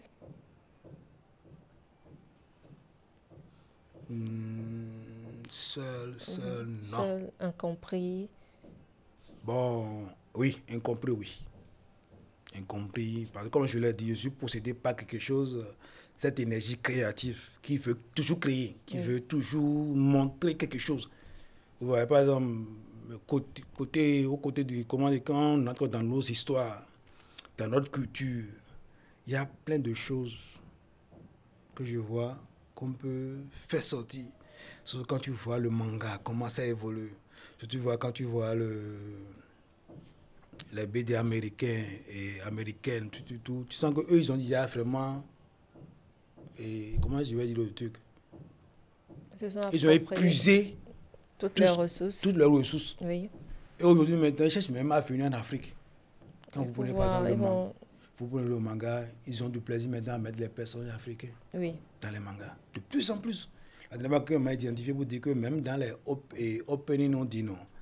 Les trucs intro là, les génériques, ils sont commencés par faire de l'afro. Ça m'a touché un peu, dit voilà, nous sommes là, tranquilles, mais les autres, ils ont tellement épuisé leur truc, ils sont devenus maintenant vers nous. Maintenant, côté Marvel, ils sont en train de vouloir faire Black Panther, mais avec un acteur blanc. Oui, avec un acteur blanc. Voilà, avec un acteur blanc. Ouais, donc, je me dis, mais c'est ça qui me fait un peu mal. Nous avons tellement de choses à raconter, mais on n'a pas encore trouvé les moyens. Et si on n'arrive pas à le faire, ce que nous avons, parce que c'est ça au moins qui reste. Les autres viendront nous prendre ça. Et on n'aura rien à dire. Rien du tout. On n'aura rien à dire. Est-ce que vous arrivez à aimer sans décortiquer, sans analyser, aimer juste innocemment, sans caricaturer dans la tête automatiquement? Aimer simplement, non? Oui. Aimer quoi? Une personne. Oui, mais la arrive. Personne en face, voilà, sans analyser, sans caricaturer, sans analyser, mais innocemment. Innocemment. Je veux t'aimer, mais je veux faire. Je dis qu'à travers mes trucs, je caricature même mon couple. Oui. C'est vrai que je ne dis pas que voilà, ça ne se passe dans mon couple. D'accord, si j'arrive à le faire moi-même, si j'avais une fille ou bien même si j'ai une maîtresse, une copine, parce qu'il y aura des choses entre nous, il y aura des moments, mais ça va transparaître dans la caricature forcée. Obligatoirement. Ça là, c'est Alexandre Kosoko. Je dis que j'avais caricaturé mes enfants, donc aidez-vous. Je dois le faire. D'accord. Votre épouse et vos enfants influencent-ils votre créativité? Un peu, mais pas beaucoup. Un peu. C'est-à-dire que le temps leur réservé, il faut être présent parce que c'est moi le père de la famille. Il faut que je sois présent auprès de mes enfants, tout ça. Oui, je pense que c'est un peu les contraintes. C'est un peu les contraintes. Mais ils me donnent beaucoup. À travers notre quotidien, ça m'inspire aussi beaucoup de choses. Donc, je peux dire que c'est les quelques influences que j'ai de ma famille. Alexandre, y a-t-il une différence entre Alexandre le papa et Alexandre le caricaturiste? Bon, dans un premier temps, il y a une différence. Parce que le caricaturiste, c'est un peu virtuel en griffe. Ouais. Oui. Ben, papa, c'est que j'ai des enfants, qu'il faut assurer l'éducation, tout ça. Il faut être là, il faut être physiquement là, il faut taper du poing sur la table quand les enfants commencent à faire des choses comme Loki, tout ça. Même comme les enfants de Loki, il faut taper sur pour les ramener sur le droit chemin. Imposer des limites. Imposer les limites, tout ça. Mais de l'autre côté, les deux se rejoignent, je trouve. Parce que j'arrive, en tant que caricaturiste, je peux aller prendre des choses côté papa pour pouvoir nourrir les caricatures, pour pouvoir m'exprimer. Oui. Voilà. Nous avons tous des projets à court, moyen ou long terme. Oui. Est-ce que vous avez des projets en cours actuellement? Bon, quand j'ai commencé par faire mes caricatures, déjà au niveau du Béninois libéré, c'est là où j'ai commencé par mettre en place des personnages de bande dessinée, Cotonou Boy, Yakbaza, Naoui, Zingi, les personnages comme ça. Donc, c'est vraiment mes premiers projets, côté bande dessinée. C'est après vraiment le projet de caricature est venu. Oui. Donc, je peux dire que Rodier, je l'ai déjà réalisé. Oui. Le Rodier, j'ai déjà réalisé. Sa vie, même si c'est avec mes propres, c'est propre, fond propre, sa vie, ça fait son chemin. Oui. Ça rencontre des défis, ça s'améliore et on revient plus fort chaque fois. Mais c'est côté bande dessinée, c'est le projet qui est là vraiment, c'est sur ça que vraiment je travaille pour voir vraiment ce qu'il faut apporter. Comment dirais-je, ma pierre quoi. D'autres aussi, j'ai des amis qui sont dans le domaine, qui chacun fait pour lui ce que moi-même je peux apporter. Oui. Tu vois, parce que je vois ce que ça se passe de l'autre côté. Il faut que, un moment, il faut que ça prenne ici au Bénin, côté bande dessinée. Il y a aussi l'animation 2D. J'ai essayé, mais il y a aussi ça qui est un peu difficile, un peu. Faire une animation, c'est comme réaliser un film. C'est réaliser un film, oui, mais avec des crayons et des logiciels. Ouais. C'est vrai qu'aujourd'hui, il y a les IA, quand tu veux mettre les tests, ça te produit un dessin animé. Moi, je reste toujours traditionnel.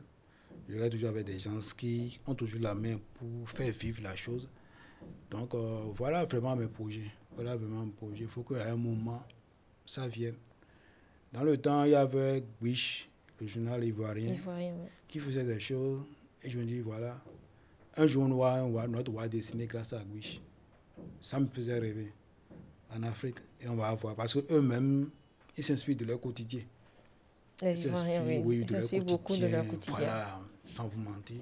Je peux dire aussi que j'étais allé à leur école. J'ai appris beaucoup de choses. Sans aller là-bas, juste en lisant leurs journaux. Oui. Sans aller là-bas. Donc mon rêve était qu'ils deviennent vraiment un grand studio. Ils vont faire des trucs qui vont vraiment impacter l'Afrique. Mais mon regret a remarqué à un moment, ça c'est, ils ont laissé un peu de choses, tu vois. Peut-être que ils ont rencontré des difficultés, des obstacles, mais je ne perds pas encore espoir. Je ne perds pas encore espoir. Alexandre, imaginez-vous sur votre lit de mort. Votre dernier dessin, qu'est-ce que ça va représenter? Là, je ne sais pas encore. Parce que je n'imagine pas encore sur mon lit de mort. Moi, je suis un immortel. Immortel? Tant que je ne réalise pas tous mes projets, je serai là. Toujours. Nous vous souhaitons longue vie alors. Merci beaucoup, merci beaucoup. Si vous devriez choisir un seul dessin pour résumer toute votre vie jusque-là, avec vos peurs, vos réalisations, vos échecs, lequel ce serait? Ça n'existe pas encore. Ça n'existe pas encore? Non, ça n'existe pas encore. Parce que moi, cette chance-là où quand je vais sur un sujet, j'essaie d'explorer tous les contours du sujet. Oui. Tu vois, donc, sur un sujet, c'est comme si on ne manque pas notre sujet, quoi. Avant d'entrer même sur le vrai sujet, après, pas sûr. Ça n'existe pas encore. Ça n'existe pas encore. Peut-être que ça va venir après, mais ça n'existe pas encore. Parce que là, c'est comme un tableau. Oui. Comme un tableau vraiment qui résume un peu tout. Non, ça n'existe pas encore. D'accord. Il y a un enfant quelque part, certainement, qui trace ses premiers gris sur papier blanc. Qu'est-ce que vous auriez envie de lui crier aujourd'hui pour lui éviter peut-être vos souffrances ou pour lui dire que tout ce qu'il vit actuellement, que c'est pour préparer un avenir meilleur? Non. Bon. Tu sais, des fois, on dit que c'est les souffrances et les obstacles qui forment. Oui. Tu vois, donc, peut-être que je vais le faire payer certains. Oui. Mais d'autres, c'est comme par exemple quand tu dragues une femme, tu dois avoir les déceptions forcées. Quand tu dragues une femme, tu dois avoir... C'est ça qui t'ouvre les yeux. C'est comme un baptême. Tu vois. Donc, à ce jeune, je peux que lui donner des conseils. D'abord, les conseils pour qu'il ne perde pas foi en ce qu'il fait.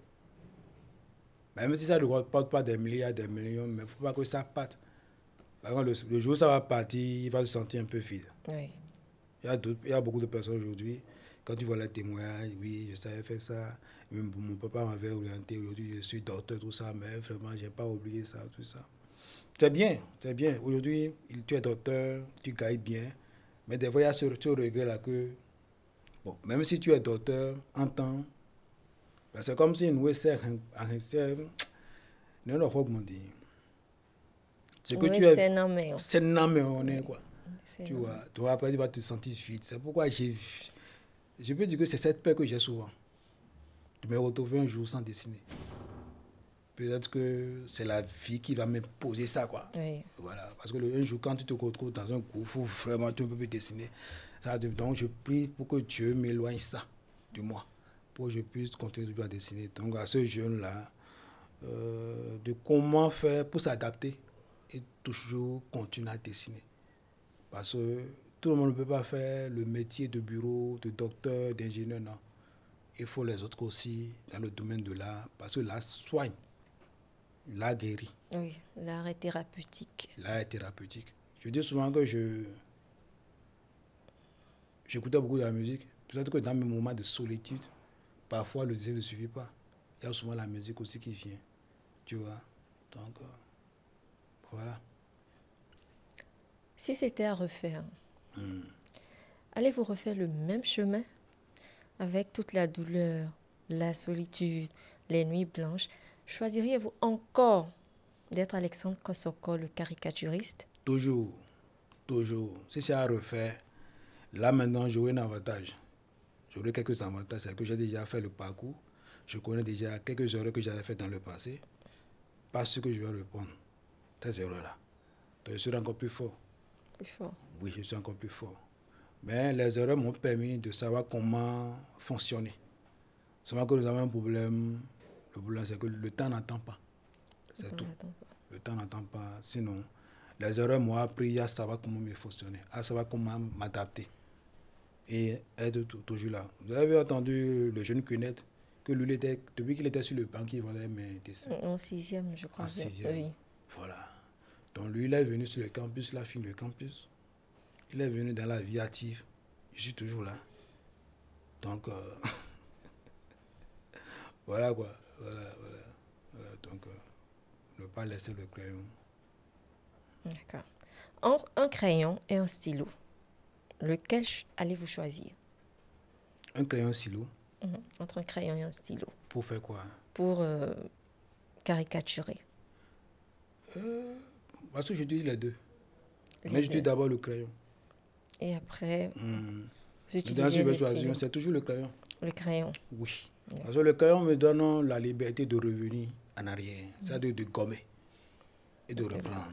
Voilà.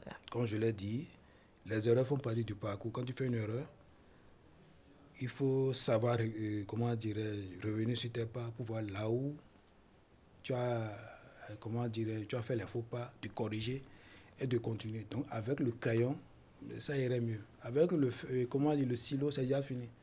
C'est pourquoi tout se fait d'abord au crayon, au brouillon, après le stylo vient pour valider. Et après on met la couleur et tout le monde rigole. Vous avez parlé de gommer. Quelle partie de votre histoire aimeriez-vous gommer? Partie de mon histoire, gommer. En tout cas, c'est pas que c'est pas pour décourager les gens à aller à l'école. Mais si dans le pays il y avait les écoles d'art dans le temps, au lieu de. J'allais m'inscrire. Au lieu de faire l'enseignement, comment on dit, notre enseignement là. Cursus classique, l'enseignement général là. Voilà. J'allais commencer dans une école d'art. Seulement aujourd'hui, je serai encore plus fort que ça. Parce que je suis, comme on le dit, je suis un autodidacte. Comment dirais-je, j'apprends sur le tas. Je m'améliore. Je n'ai pas eu comme ça dès l'enfance un maître. Quelqu'un qui m'a guidé. Oui. Je vois aussi, comment dirais-je,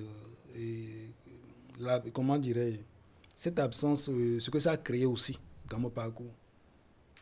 Parce que c'est quand je suis arrivé sur le campus que vraiment j'ai commencé par apprendre le truc. Alors, c'était depuis mon enfance. Parce que vous allez voir, il y a toujours une différence entre celui qui est allé à l'école dans une école d'art. Que celui qui s'est fait former sur le tas. Prenez dans l'Afrique de l'Ouest. Les frères vraiment qui cartonnent côté bande dessinée, allez voir. C'est les Ivoiriens et les Camerounais. Oui. Quand on prend la bande dessinée, ceux qui vraiment qui frappent fort, c'est eux. Mais allez voir dans leur pays, ils ont des écoles d'art. Donc, dès l'enfance, on les a mis dedans et on les a appris des choses, tout et tout. Moi, c'est une fois adulte. Je faisais mon petit truc, j'étais mon petit, comment dirais-je, ma petite star. Mais c'est une fois adulte vraiment que j'ai commencé vraiment à me construire, à m'améliorer. Donc, j'ai perdu, selon moi, un certain temps. Oui. Tu vois. Donc, je peux dire que c'est ça que j'allais gommer. Et ça, c'était bien, ça m'a appris à apprendre un certain nombre de choses. Mais ça a été aussi une perte de temps pour moi. Parce qu'aujourd'hui, ce n'est pas ça qui me donne à manger. Oui. Mais ce n'est pas pour interdire aux gens de ne pas aller à l'école. Non. Voilà, mais je parle de moi en tant que dessinateur, caricaturiste aujourd'hui. Voilà, j'allais entrer dans une école d'art pour vraiment me perfectionner déjà dès l'enfance. Parce que quand ça a commencé, comme je dis, c'est les dessins animés. Oui, les dessins animés. C'est les dessins animés qui ont vraiment fait sortir ce qui était en moi. J'ai commencé par dessiner sur les cartons, par faire mon petit buzz depuis l'enfance. Heureusement, mes parents ne m'ont pas frappé, Dieu merci. Parce que quand je raconte certains des jeunes, par exemple, bon, je ne vais pas citer son nom, je rencontre certains jeunes, ils se plaignent que leurs parents leur ont interdit de dessiner à la maison. Oui. On les frappait même. Mais aujourd'hui, c'est de ça qu'il vit. C'est de ça lui vit par exemple. Je ne vais pas citer son nom, mais c'est de ça qu'il vit. Du dessin, exclusivement. Exclusivement du dessin. C'est de ça qu'il vit. Il a des contrats, il forme même d'autres jeunes dans le dessin. De ça qu'il vit. Donc c'est un peu ça. En matière de dessin animé, quel est votre préféré? Dessin animé, je pense que c'est le lièvre. Si j'appelle bien le nom. Le lièvre, bien Simba et le lièvre. Excuse-moi, je ne sais pas si je prononce, parce que c'est un vieux dessin animé fait dans le temps. Vraiment. Parce que pour moi, aujourd'hui, quand je regarde encore ça, aujourd'hui, c'était ça le dessin animé vraiment authentique, un peu africain. Oui.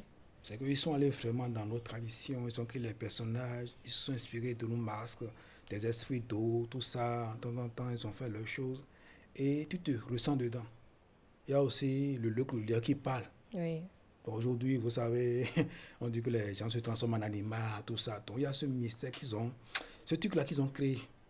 Donc, sans vous mentir, la dernière fois, j'ai revu ça, ça m'a fait chaud au cœur. Oui. Ça m'a fait chaud au cœur. Je pouvais dire aussi le dessin animé, là, Conan l'aventurier. Oui. Si aujourd'hui, beaucoup de personnes,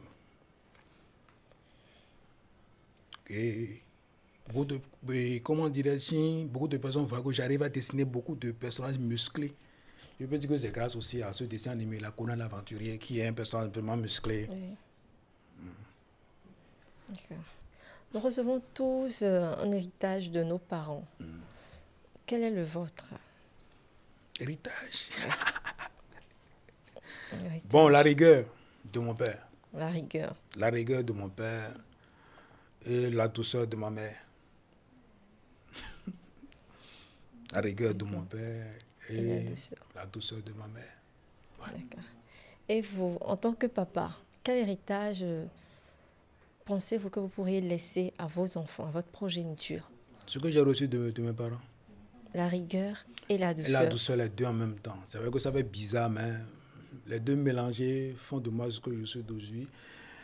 Je vais laisser ça aussi à mes enfants. Et vraiment, s'ils sont dans quelque chose, je ne les force pas forcément à faire du dessin. Même si parmi eux, il y a certains qui essaient de crayonner, des trucs comme ça. Mais je ne les force pas à rester dedans. Mais ceux qui vont choisir demain, il faut que vraiment les deux choses-là, et la sincérité, l'honnêteté, c'est tout ça. C'est vrai que c'est compliqué aujourd'hui. Hein. C'est compliqué. Aujourd'hui, d'être honnête dans ce monde bizarre. Les gens te voient comme faible, ça dépend de chacun. Oui. Ça dépend de chacun. D'accord. Si l'occasion vous est donnée de dire un mot à cette personne-là qui vous a façonné, qui a fait de vous, Alexandre Kosoko, le caricaturiste dont les œuvres dépassent les frontières? Qu'allez-vous lui dire? Je ne sais pas ce que je vais lui dire. Je ne sais pas. Au moment où on disait non, Kosoko, attends, c'est quand on a été projet, qu'on va t'appeler. Mais lui m'a appelé. Il m'a ouvert sa maison. Oui. Ce qui est un peu rare, surtout dans le contexte béninois, parce que c'est son côté un peu intime. Tu vois, donc je venais quand je voulais. Donc il m'a dit, ah, qu'est-ce que tu sais faire? Voilà. Il y a certaines choses qu'il faut utiliser. Pour faire tel nombre de choses, pour faire tel nombre de choses. Donc, je peux dire que si j'étais possédé par cette énergie créative, il a quelque chose que lui aussi il a ajouté pour me donner, aussi pour que le truc explose. Oui. Et il m'a donné ça. Et ça fait de moi ça a contribué à faire de moi ce que je suis aujourd'hui. Oui. C'est M. Rodalbeo. Parce que, j'imagine dans le temps, s'il ne m'avait pas appelé, je serais toujours braqué côté caricature.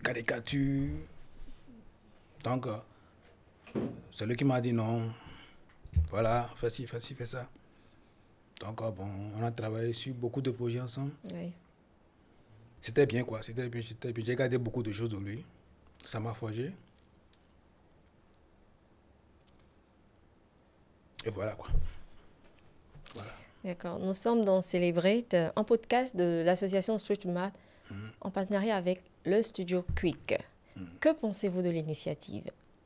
C'est une très bonne initiative. C'est une très bonne initiative. Je ne sais pas ce que je vais dire, mais si ça continue, ça va avoir son effet, son impact. Franchement. Tout ce que je viens de raconter, je sais que ça va réveiller dans certains jeunes beaucoup de choses. Et ça va contribuer à l'évolution de l'art et aussi d'autres choses.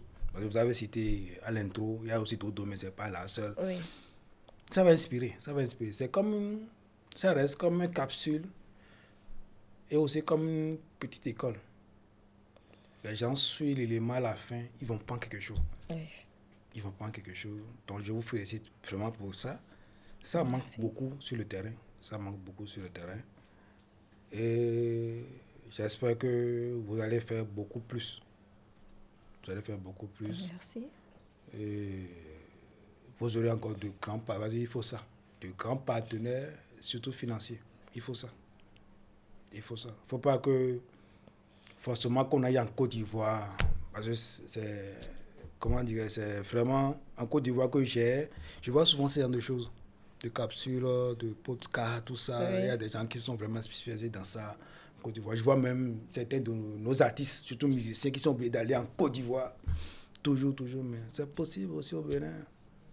La compétence est là. Je ne veux pas titiller certains qui disent qu'on manque de compétences dans le pays. La compétence est dans le pays.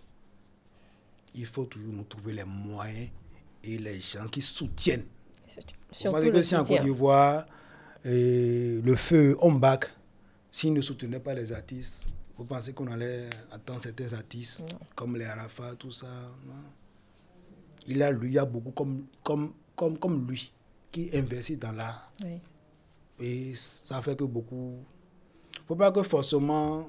Au Bénin, j'ai l'impression que quand on donne, on veut avoir déjà le retour. Là, ce n'est pas comme si on vend des sardines dans une boutique. Ce n'est pas comme si on vend des pamidas, ce n'est pas comme si on vend des allumettes. Ouais. Ou quand la personne investit 100 francs, il va vendre peut-être l'allumette à 125 et lui sait que 25 francs, non. De bénéfice. Il faut plus les gens qui veulent investir parce qu'ils ont l'amour de la chose. Oui. Vous voyez par exemple M. Tibius qui fait des bandes dessinées dans le domaine de la culture aujourd'hui et il est en train de mettre la lumière sur des personnages historiques. On a déjà fait sur Tata Adjaché, il est en train de faire des choses sur Wanilo. Mais il le fait avec ses propres fonds. Et juste que ça aide beaucoup à avoir de contenu pour nos personnages historiques. C'est l'amour qu'il a pour la chose. Oui. Il va même sur certaines radios, il parle de ça. Il parle, les gens l'invitent quoi. Il parle des personnages. Oui. Mais il y a des personnages qui n'ont pas encore caricaturé, qui n'ont pas encore, comment dirais-je, sur lesquels ils n'ont pas encore travaillé, comme l'ancien Adandé Djan. Oui. Dans les gens, oui. Voilà, donc on l'appelle, donc il a des éléments sur ça, on l'appelle d'autres personnes. Donc le fait qu'il a fait ça a permis à ce qu'on... A permis mettre la lumière, sur d'autres choses, voilà quoi. Et ça, l'histoire des guerriers. Notre président est venu, il a mis en place, comment dire, notre statut l'Amazone. Ah non, mais... Je ne vais pas vous dire ce que ça fait au niveau des artistes, des dessinateurs. J'ai vu des jeunes qui ont créé des Amazones. Or, en temps, si tu allais sur Internet, c'était ce que les colons avaient fait au temps de la colonisation. Quand tu mets Amazon, ça sort. Mais aujourd'hui, quand tu vas sur Internet, tu vois ce que les jeunes ont créé. Ils ont adapté, ils ont mis leur style, ils ont mis leur inspiration. Quand tu mets dans Google, ça sort. Donc, ça contribue. Imagine quand le président Talon est venu, quand il n'avait pas fait ça. Vous voyez, quand tu prends Biogara aussi, ça m'a permis aussi de travailler sur Biogara. Vous voyez, donc il faut des initiatives comme ça dans l'art pour motiver les gens, pour donner des inspirations. Parce que, comme je l'ai dit, ensemble nous sommes forts. Lui, il a créé la statue. Moi, ça m'a donné une inspiration en tant qu'artiste. D'autres aussi, quand il veut chanter, il a chanté. Par exemple, l'artiste, First King. Oui. Il a fait une chanson pour les Amazones, pour les Azagogiers, pour les Amazones et les Azagogiers. Voilà. C'est après que le président Talon a fait la statue là. Donc il faut des choses comme ça dans le pays, surtout aussi pour nos personnages historiques, politiques. Ce qui me fait mal, il y a souvent des hommes politiques qui meurent, mais qui ne laissent pas quelque chose. Oh, mais quand vous prenez les Américains aujourd'hui, on fait des films sur Abraham Lincoln. Bien, voilà, mais c'est parce qu'il y a des choses qui sont restées.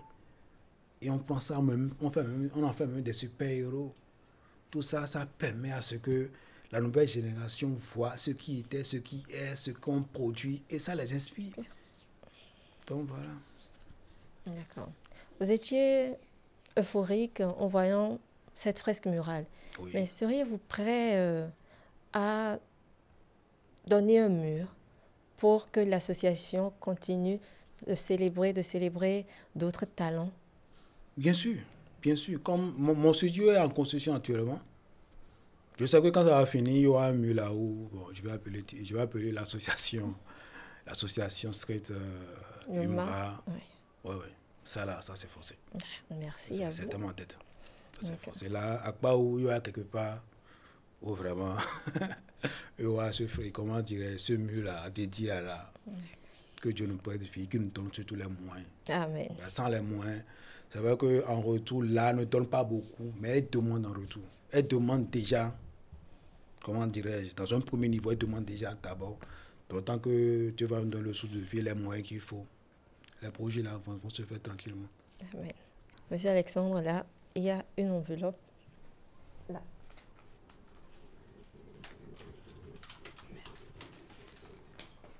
Nous avons là une enveloppe et je vous invite à l'ouvrir et à découvrir son contenu et à répondre aux questions. D'accord. Merci.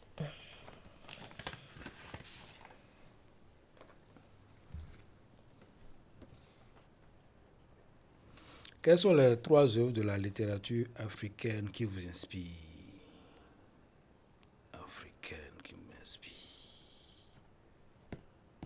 Il y en a tellement. Il y a par exemple le truc là de Anta Diop. Il y a Cheikh Anta Diop. Hein. Oui. Il y a son livre là qui a fait sur les trucs là qui m'inspire beaucoup. Dans le côté de la bande dessinée, bon là ça c'est fait par un dessinateur européen, je pense. Il a fait une BD sur le Dahomey. Pendant la période d'esclavage et la période d'esclavage. Il y a aussi ça qui m'inspire. Je pense que c'est les passagers du vent, puis un truc comme ça. J'ai toujours l'habitude avec moi. C'est que ça m'inspire beaucoup. Oui. Et même quand les gens me demandent de leur passer ça, je refuse. Franchement. Il y a quoi encore? Il y a une BD que M. Oudalbe a fait. Mais c'était dans le cadre d'une sensibilisation. Dans le cadre d'une sensibilisation que j'ai sur moi. Et ça aussi, vraiment, ça m'inspire. Parce que quand je vois un peu le coup de crayon qu'il a fait, je me dis, mais ça, ce ne sont pas de manga, les codes, mais nous, on a ça. C'est que je prends ça comme un exemple, quoi. Oui.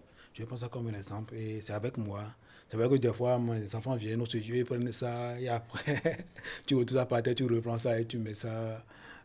Même dans le temps, je lui avais même demandé un de ses dessins qui est avec moi. Oui. Ouais, donc il y a aussi ce livre-là qu'il a fait dans le temps qui vraiment m'inspire beaucoup. Ça porte, le livre porte sur quoi?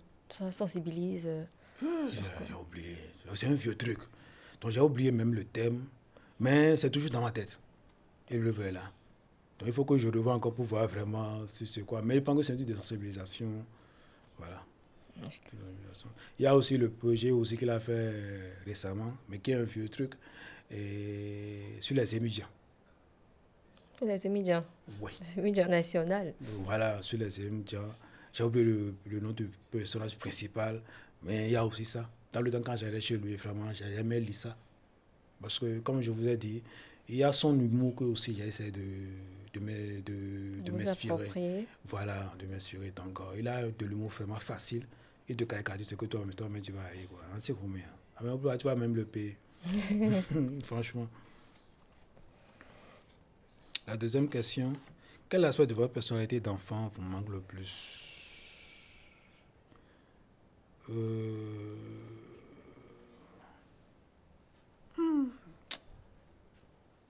ne trouve pas. Il n'y a pas. J'ai toujours gardé ça. Ça ne manque pas, j'ai toujours gardé ça. Seulement que même si, comme je suis devenu un père de famille, j'essaie de cacher ça, mais quand je suis dans mon studio, je m'amuse. Comme je l'ai dit, très tôt, j'ai commencé par dessiner. Donc, je continue toujours. Donc, avec tout ce qu'il faut avec. Ouais, donc, cette personne, j'ai toujours ça. Quel message aimeriez-vous adresser à vos parents? Vraiment, un grand merci. Et qu'ils ont fait ce qu'ils peuvent. Surtout avec notre contexte béninois, tout ça. Que c'est grâce à eux aussi que je suis là actuellement. Si un temps, ils me frappaient et j'étais obligé de rester peut-être dans la cuisine ou bien pour me cacher, pour dessiner, je ne serais pas là aujourd'hui. Vraiment, un grand merci à eux. Ils ont mis au monde un artiste qui vit de son art aujourd'hui. Merci beaucoup. Merci. Nous sommes dans Celebrate. Comment allez-vous caricaturer votre passage ici pour laisser votre empreinte dans le podcast? Bon, comme je l'ai dit, quand vous avez posé la question, c'est Loki qui me parlait depuis Toba, quoi. Qui me disait, normalement, je devais venir avec toi, mais tu es venu sans moi, mais il faut essayer de me dessiner, sinon, qui va me créer des problèmes. Donc, je pense que je vais essayer de le faire intervenir rapidement dans le podcast pour que, arriver chez moi à Pau, pour qu'il me laisse en paix. Donc, il m'a dit qu'il a un message à adresser à l'équipe. Donc, à travers le dessin, vous allez voir le message. D'accord. Donc, il va vous donner 2 heures pour que vous mettez à jour, vous mettez à jour. 2 heures. 2 heures pour se mettre à jour. Toi, vous allez voir le message. D'accord. Ouais.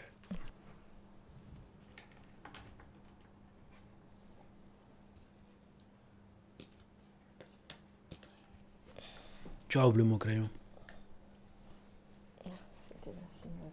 Voilà. Donc,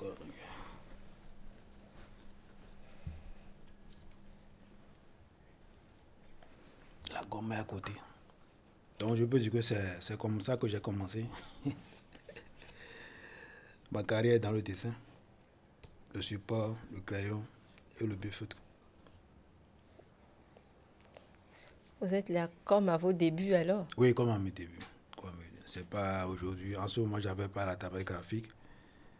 Ouais, donc j'ai commencé comme ça. Et effectivement, quand je disais que je travaillais sur le carton, Le carton fait un support un peu rigide. Ouais. Oui. Ça fait un peu rigide. Donc, je n'avais rien, pas besoin de quelque chose. C'est après que, bon, quand j'ai la maman, j'ai pris une table. Je suis maintenant sur la table, là, j'ai le truc là. Donc, c'est comme si je suis revenu dans mon enfance quand j'avais 5 ans où je voyais les dessins animés. Maintenant, le personnage fictif que je vais dessiner dans c'est Loki, mon propre personnage. Oui.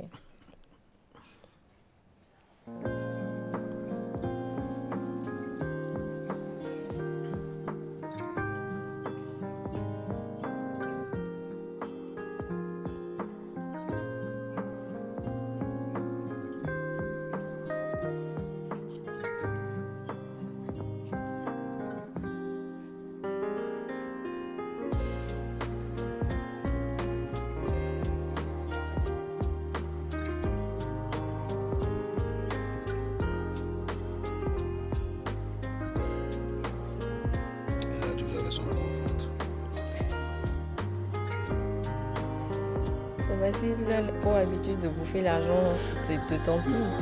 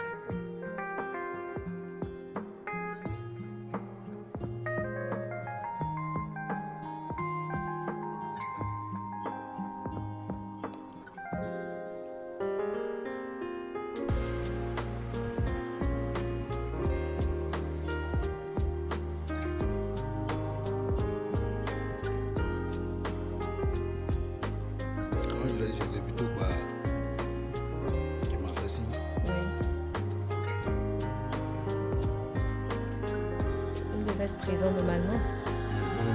Donc, j'ai marqué déjà l'endroit.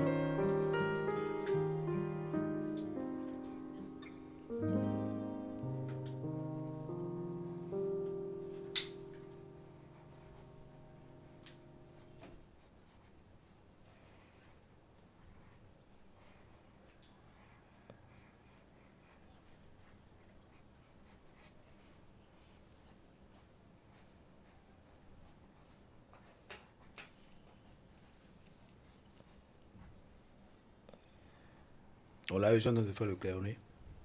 Oui. Souvent, quand pour faire le dessin, il y a au plus 3 étapes. Oui. Il y a le crayonné, il y a l'ancrage et après il y a le coloriage. Oh, d'accord. La mise en couleur. Oui. Donc, il y a des fois où je peux dessiner, ça peut rester sur papier. Et après, je scanne. Donc, après le scannage, avec Photoshop, je peux mettre les couleurs. Les couleurs. Mais Loki a une particularité côté coloriage, lui il est souvent en blanc-noir. Oui. Il est souvent en blanc-noir. C'est ce qui vraiment le caractérise. Même pour son dessin animé, si ça va sortir un jour, c'est un truc qui soit en blanc-noir. Pour vraiment respecter l'origine du personnage. C'est vrai qu'après on a essayé de le colorier, mais ça ne donnait pas. Et il a dû laisser. Ça ne donnait pas, il a dû laisser. Donc c'est comme si chaque inspiration vient avec son code et ses codes, quoi. Et quand tu veux essayer de casser un peu le code, c'est son nom. C'est son nom.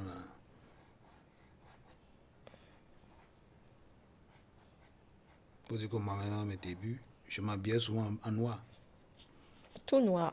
Tout noir. Et un jour, il y a un de mes partenaires qui a fait la remarque. Et il a dit, mais monsieur Kosso, il m'a posé des questions. Je ne me rappelle plus de questions, mais c'est comme si, pour lui, c'est un truc où je suis dans un set, un truc comme ça, quoi. Donc, j'ai vu qu'il a commencé par avoir peur. Des fois, on se retrouve tout seul dans le bureau et je suis en tout noir. C'est là où, bon, j'ai compris et j'ai essayé de diversifier un peu les couleurs.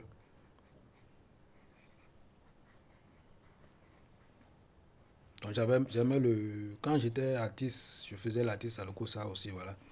Souvent j'étais en blanc noir aussi. Les gros t-shirts, Oui.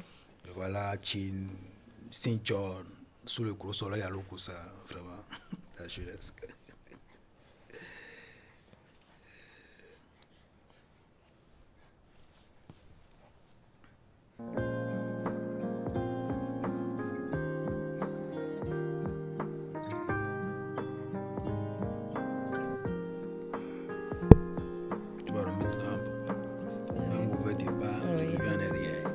Vous allez gommer.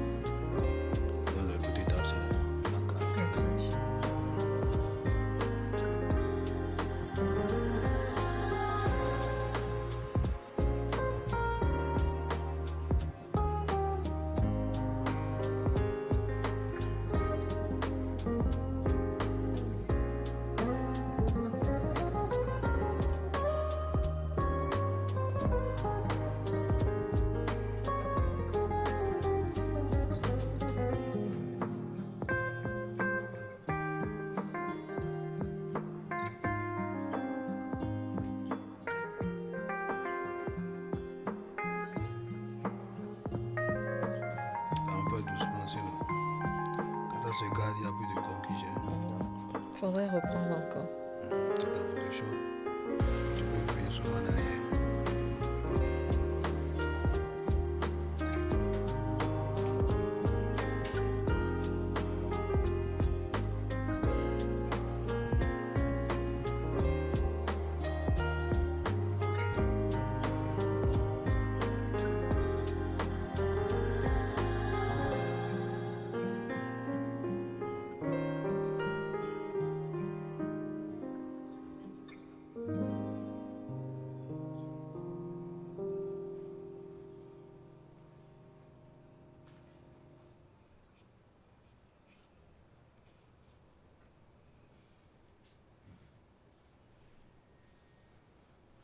Donc c'est comme ça que fonctionne avec Takou, monsieur Obakatakou. Oui.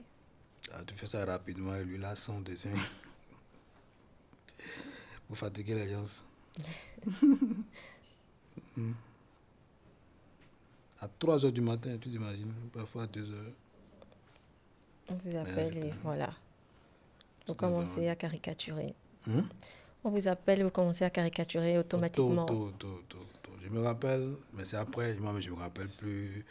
Quand il dit que oui, que c'était le D, je nomme bien le DP. Et ils m'ont réveillé. Ils m'ont dit que je dormais. Et j'ai dit, est-ce que c'est tort ça? Quand je me suis... Je viens de finir le dessin. Ouais. Le dessin est sur le qui. Voilà le dessin. Déjà, il remercie l'association d'avoir invité son papa. Et dans l'autre bulle, il demande à tous les membres de se mettre à jouer par rapport à la tontine. Sinon, ça va finir la criette. La criette. Tout simplement. Donc, je vous passe le message. D'accord. Nous allons tout faire pour payer. Ah, j'ai même oublié de mentionner le nom du comptable et de la trésorière. Bon, c'est pas grave. Lui-même saura faire le reste. Voilà un peu le dessin. Merci beaucoup. Donc, je laisse ça pour l'association. Bon. Merci. Monsieur Alexandre Kosoko, Papa Loki. Papa Loki, oui. Karika. Merci d'être passé. Merci beaucoup. Merci pour le moment passé. Merci pour vos histoires. Vous avez partagé une part de vous avec nous. Nous vous disons merci. Ça a été votre jour, le jour où nous avons décidé de vous célébrer, de célébrer votre talent, votre art. Merci beaucoup. Merci. Un dernier mot. Bon, je pense que ce que je vais dire, c'est toujours de remercier vraiment du fond du cœur toute l'équipe. Et aussi que l'événement célébré au-delà de l'œuvre, vraiment perdu. Beaucoup d'autres jeunes, d'autres talents dans le pays soient connus pour la prospérité. Il faut ça. Merci. Comme je l'ai déjà souligné, on manque beaucoup d'archives. Or, souvent, pour construire une société, il faut se baser sur ce qui est déjà fait pour aller vers l'avant. Ça nous manque beaucoup en Afrique. C'est pourquoi nous sommes toujours en arrière. Donc, c'est bon que nous laissons des traces comme ça pour les générations futures, surtout. Merci beaucoup. Vraiment, merci. Merci Alexandre Kosoko. Nous sommes à la fin de notre entretien. Nous vous invitons à retrouver ses œuvres sur sa page Facebook Rodier, Instagram et sur son site internet. Également à son studio Kosoko Studio. Merci de nous avoir suivis et à bientôt pour un nouveau numéro. Merci beaucoup.